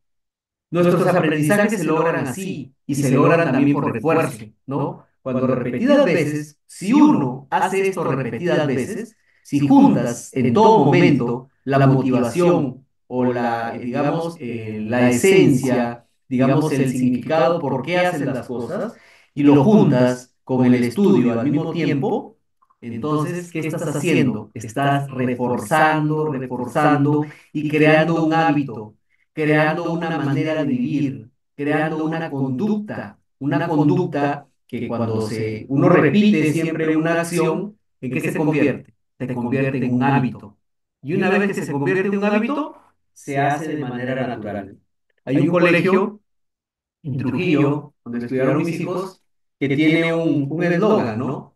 Dice, el estudio, tan natural como el descanso y el juego. Imagínense, el estudio tan natural como el descanso y el juego. Y ellos tienen ahí todas sus herramientas como para siempre estarlos motivando, ayudando y que el estudio sea de manera fluida. De eso se trata, ¿no? Se trata de que el estudiante logre de manera natural y de manera fluida, pero eso sí, entrenando su cerebro, entrenando sus acciones, haciendo ejercicios sencillos, ¿ah? Sencillos, como por ejemplo salir a correr, ¿no? Salir a caminar, salir al parque, de repente si tienen la oportunidad de irse a la playa, caminar sobre la arena, conectarse con la naturaleza, de repente en un campo, etcétera, etcétera. Esos ejercicios bastan y ponen en equilibrio al sistema emocional. Esos ejercicios de la meditación les ponen la concentración que ellos necesitan tener en clase y cuando se sienten a tratar de hacer las tareas, a tratar de repasar. Solo el hecho de hacer una meditación de unos 15 a 30 minutos, el alumno tendrá mayor concentración, el alumno tendrá mayor atención. Es como entrar el alumno se va a sentar a estudiar y es como si entrara en un túnel, donde lo que está fuera del túnel no le importa. Lo que está fuera del túnel es irrelevante. Entonces él ya se conduce por donde quiere ir. Ya encontró el camino, encontró la meta y el resto es irrelevante. Y cuando considera toda esa información que lo bombardea, el WhatsApp, la música, de repente una preocupación por un compromiso, eso lo pone a un costado. Eso no es prioridad. ¿Y eso saben con qué se logra? Con la meditación. Unos 15 minutos a 30 minutos de meditación con los ojos cerrados, ponerse en una posición adecuada, ¿no? Sentir cada parte de su cuerpo, sentir que existen, concentrarse en su mano, concentrarse de repente en su cuello, alguien quiere concentrarse en el aire que sale por su nariz, pero sin juzgar, sin dar explicación a nada, simplemente sentirse que existen, ¿no? Una persona que siente que existe es una persona que recién se da cuenta que vive. Y la vida, que algunos dicen es un milagro, es algo muy complejo, pero es algo muy complejo, pero que ahora la neurociencia pone a nuestro alcance poder tomar el control. ¿Y quién es el que conduce nuestra vida? El cerebro, ¿no? Hay una dualidad que es el cuerpo y la mente, el cuerpo y la mente. Dice que la mente está sobre el cuerpo, la mente dirige al cuerpo, que es la parte del cerebro, pero también a veces el cuerpo con disciplina fortalece a la mente, ¿no? Yo tengo un ex compañero que también es ingeniero químico como yo, que emigró a México y ahora hace trabajos de bioenergética, hace trabajos también tipo neurociencia, pero no es exactamente neurociencia, y él una vez posteó en su Facebook: la disciplina es lo más importante en la vida. La disciplina me va a ayudar a que siempre tenga un hábito, así decía, a que, a que la disciplina me ayuda a mí a levantarme cada día, a ser puntual en mis cosas y ejercito mis músculos y me pongo a leer, me pongo a estudiar. Miren, la disciplina estaba fortaleciendo, ¿qué cosa? Su mente. No es que la disciplina lo haga, la misma mente forma el cuerpo y el cuerpo disciplinado fortalece, los dos se fortalecen mutuamente, ¿no? Entonces, estamos en ese camino, estamos en el camino y todo lo que aprendamos de aquí en adelante, tengamos por seguro que tiene que tener una motivación de por medio. Todo tiene que tener una motivación y estaremos en el condicionamiento clásico. Miren, aquí tenemos unas aplicaciones del aprendizaje, ¿no? Cómo también podemos manejar esto, ¿no? El miedo condicionado, ¿no? Miren, imagina que una persona tiene miedo a los perros porque en el pasado fue atacada por uno. Una persona que tiene miedo a los perros y obviamente ni bien un perro o está cerca de una media cuadra, ya la persona ya está que cruza a la otra vereda o está pensando que lo van a morder, ¿no? En este caso, el perro se convierte en un estímulo condicionado. Cualquier perro, ¿ah? No necesariamente el perro que tiene que venir a atacarte. Entonces, el perro se convierte en un estímulo condicionado que te provoca miedo. Debido a la asociación previa entre el perro, que es un estímulo neutro, y el ataque, que es un estímulo aversivo. Miren, ustedes tienen ya la mala experiencia del perro, tienen una fobia. ¿Alguno de ustedes me podría decir qué haría para tratar este problema o de qué manera podría orientar a su cerebro para eliminar esa fobia? ¿Alguno de ustedes tiene alguna idea? No lo he desarrollado para justamente hacerles esa pregunta, ¿no? Hay un problema, ¿no? Una persona tiene miedo cada vez que ve un perro y ese es un aprendizaje que lo ha logrado por condicionamiento, ¿no? Por un condicionamiento, por esa mala experiencia que tuvo y ahora sí tiene miedo. ¿Qué debemos hacer ante esas cosas? A ver, ¿a alguien se le ocurre algo? Y si no se le ocurre, yo lo desarrollo. A ver, de repente viene un perro inofensivo, un perro juguetón, un perro, pero solamente el hecho de ver al perro ya me da fobia y me corro, ¿no? Conozco a una persona que ni ve de tan lejos a los perros, ya está asustada, ¿no? Está asustada, ¿no? Porque tuvo seguramente una mala experiencia, ¿no? Yo también alguna vez cuando era estudiante estaba a ver, Graciela, te escucho, Graciela. Sí, Graciela. Sí, Marco Antonio.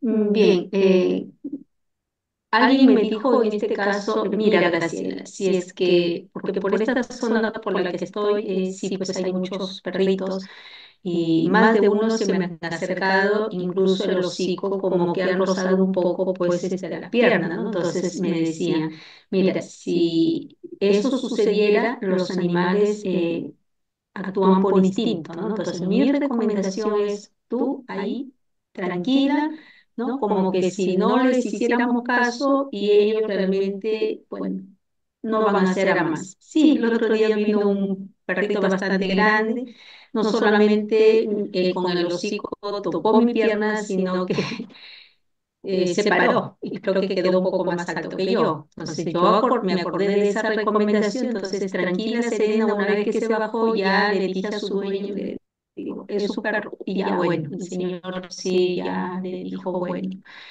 este, lo llamó con su nombre, ¿no? Entonces pienso que enfrentar aquello que nos provoca el miedo, ¿no? Porque si lo queremos huir, muchas circunstancias se nos va a presentar en nuestra vida que sin querer esto se pueda presentar. Entonces, quizás con personas que nos orienten cómo afrontarlo, pero en este caso no evadir, ¿no? No evadir, Claro, muy por mi bien, punto de vista. muy bien, Graciela. Miren, si se corta, vuelvo a cargar el Zoom ya, pero voy a hablar. Miren, el caso de específicamente de los perros es un caso prácticamente para abordar en cualquier campo de la vida, ¿no? Como dijo Graciela, la idea es enfrentar, pero enfrentar de una manera, digamos, de no propiciar algún ataque ni percibir las cosas como una amenaza, ¿no? O sea, si a mí se me presenta un perro y yo he tenido un trauma con un perro, debo darme la oportunidad de ver esto como una, no como una amenaza, sino como una ocasión para poder vencer esa fobia. Y la ocasión más acertada, como lo ha dicho Graciela, es tener un momento emocionalmente equilibrado de tranquilizarme, porque las personas que entran en el pánico, ¿saben qué cosas generan?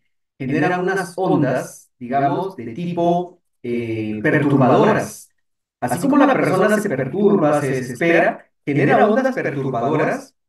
No sé si saben que los perros son, los animales son bien sensibles a las ondas.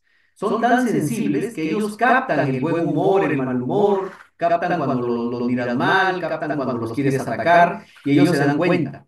Entonces, si nosotros guardamos ese equilibrio emocional, no vamos a crear ondas perturbadoras y el animal no nos va a atacar, obviamente. Al contrario, ¿no? El animal te va a ver como una persona que no eres persona mala y simplemente va a seguir su paso, o de repente te va a lamer y va a seguir su paso. Pero si, como decimos, si en la vida no nos damos esa oportunidad de enfrentar una situación, digamos, difícil, ¿no? Manteniendo la calma, manteniendo, digamos, el sistema ecuánime, el equilibrio, entonces no vamos a lograr, digamos, superar esa fobia, ¿no? Y esto va para todo, ¿ah? Va para las alturas, hay personas que tienen fobia a las alturas, ¿no? Las personas que tienen fobia a las alturas, obviamente no se va a subir a un edificio y va a mirar y de repente se va a poner una cadena para no caerse o va a hacer un parapenting, tampoco exageradamente, ¿no? De repente primero puede empezar a subirse en una escalera o en una altura relativamente pequeña y poco a poco eliminar su fobia, ¿no? Saber que también no depende de que esté en altura, sino depende de la seguridad o inseguridad que pueda tener si es que esté en altura, ¿no? Porque hay edificios que tienen mucha altura, pero tienen mucha seguridad. Yo trabajo en un colegio que tiene 3 pisos y justo el último piso, que aparte que hay un sótano, se nota que estuviera bien alto, pero arriba hay unas barandas con toda la seguridad del caso. O sea, hay que ser, pues, una persona de repente estar en un estado emocional tan crítico para poder ser capaz de lanzarse puede, del último piso para poder caerse. O sea, en otras palabras, lo que trato de decirles es que no solamente es ver la fobia como como un problema, sino es afrontar la fobia y ver todo el contexto que rodea a la fobia. Si el contexto que rodea a la fobia yo puedo ver las cosas positivas a mi favor, entonces la fobia solita desaparecerá. Solita va a desaparecer. Muy bien, entonces vamos eh, a cambiar en unos minutitos la última parte ya para terminar, pero quiero que sepan que estos temas de la fobia, como ya les he dicho que el cerebro no distingue entre lo real y lo virtual, pues imagínense, de repente alguien se imagina que ese perrito que se está aproximando es un perro amigable. Imagínense que ese perro es un perro de juguete, es un perro que le va a hacer sonreír, que le va a mover su colita, y así le va a decir a su cerebro, ¿sabes qué? No tengas miedo a ese perro. Ese perro es inofensivo. En la manera que tú te la creas que ese perro es inofensivo, tú no vas a crear ondas perturbadoras para que ese perro digamos, se ponga nervioso o de repente llegue al punto de atacarte. También no lo vas a hacer. Muy bien. Entonces, mientras no me abandone el Zoom, vamos a seguir, ¿no? Aquí hay una ilustración muy bonita de cómo se forman las huellas de los aprendizajes, ¿no? Miren, esta primera, digamos, circulito, cada redondelita chiquita es una neurona, que cuando se conecta con otra neurona, aparecen y hacen sinapsis, muchas conexiones. Aquí hay un aprendizaje, ¿no? Después hay un estímulo, bueno, acá ya hay aprendizajes formados, pero aparece un estímulo y se forman nuevos aprendizajes. Miren, acá hay nuevas huellas, ¿no? Acá hay nuevas huellas. Esta línea de acá no estaba, una nueva huella. Por acá también hay otra línea, algunas desaparecen y otras aparecen, nuevas huellas, nuevos aprendizajes. Cuando uno va a reforzar, a repasar, se consolidan los aprendizajes y miren cómo se hacen esas huellas, más gruesitas, más fuertes, se fortalecen los aprendizajes. Entonces, aquí están.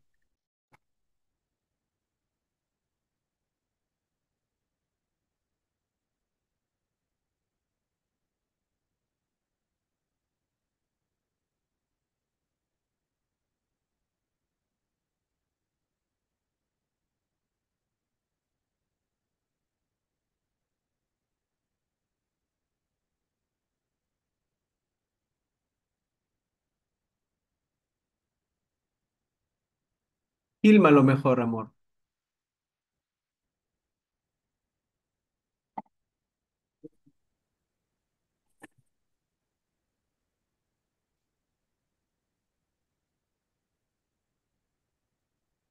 Lindas ellas, son como la luna, hermosas son ellas.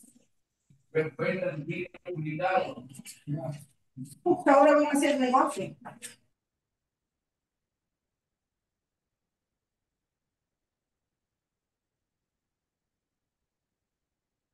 A ver, un ratito, Miss Dianet, ya que esperamos a Graciela y ahí ya terminamos. Listo, listo, listo. Listo. Entonces estaba explicando con esta diapositiva cómo los aprendizajes se generan y se van reforzando, ¿no? Con estas líneas más gruesas y no solamente por el hecho de repasar en la casa, en su escritorio, repasar lo que vieron en el colegio, en la universidad, sino también el buen descanso, ¿no? Una persona que descansa por lo menos sus 7 horas diarias en el sueño, el cerebro repasa. Y cuando usted recuerda, inmediatamente activa todas las zonas de los aprendizajes y se acuerda tal cual está. Yo hice un experimento una vez con un grupo de alumnos, donde yo los hice visualizar las palabras, unas 20 palabras. Pero les dije, ¿no? Les dije, miren, cada palabra que yo diga, no solamente la van a imaginar lo que significa la palabra, sino que la van a relacionar con la siguiente y ustedes van a crear una historia. Van a pintar un cuadro, si es posible, con todas las palabras que estemos hablando. Y después que termine de decir la 20ª palabra, me van a repetir todas las 20 palabras.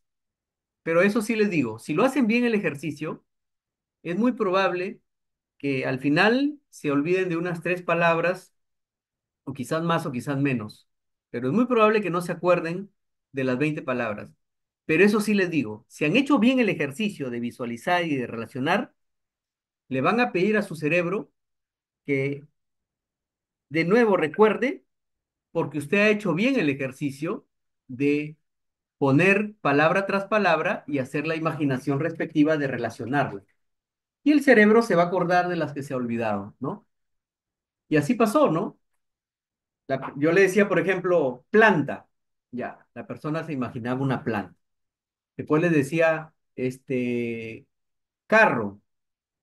Ya, carro. Y ahora, ¿cómo relaciono planta con carro? Ya, hay un carro donde está llevando ahí en la maletera una planta. Y le decía, azul.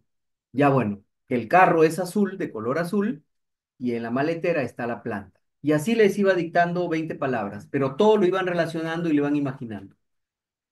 Terminaron las 20 palabras y les digo, a ver, ahora repítanme las palabras.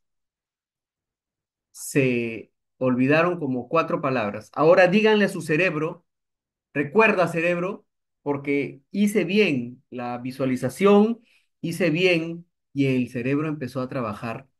Y ahí nomás pasaron unos segundos más y se empezaron a recordar, ¿no? Se empezaron a recordar todas las palabras que se habían olvidado. Entonces, esa es la manera que una vez que el aprendizaje está logrado, que ya está fortalecido, aquí está consolidado, está fortalecido, uno evoca, recuerda, inmediatamente se activan todas estas neuronas que están involucradas con lo que queremos acordarnos, porque ahí está la huella. ¿Ve? Entonces, si está la huella, quiere decir que inmediatamente puedo activar esas palabras que aunque no las recuerde en un primer momento, se van a aparecer en un segundo momento, ¿no? Entonces, hoy día hemos prácticamente dado inicio a nuestro curso y nuestro curso tiene, digamos, una expectativa. ¿Cuál es la expectativa? Entrenar, aprender a entrenar nuestro cerebro. Hoy día han conocido prácticamente lo que es la base de la neurociencia, cómo empezó la neurociencia y qué es lo que se pretende, ¿no? Entonces ya las próximas clases ya haremos propiamente lo que es digamos, los requisitos para tener una buena inteligencia emocional. Por ahí vamos a empezar. Teniendo una buena inteligencia emocional, sostenemos la motivación, viene la atención, la concentración, la memoria, y por ahí les voy a dar una estrategia para una técnica de estudio, ¿no? Entonces yo les agradezco por su participación. Tan luego pueda unir las 4 grabaciones, se las voy a mandar a su WhatsApp, ¿ya? Muchas gracias, Graciela, gracias, Midianet. Gracias a los que están participando, ¿no? Gracias, Bruno.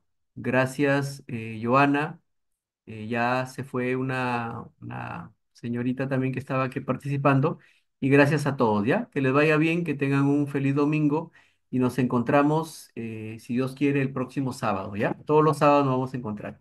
Hasta luego, bye, hasta luego, cuídense, Hasta luego, estimado Marco Antonio. hasta luego. Gracias. Gracias, gracias, Gracias. Hasta gracias. luego, Marco. Hasta luego, gracias. Muchas gracias.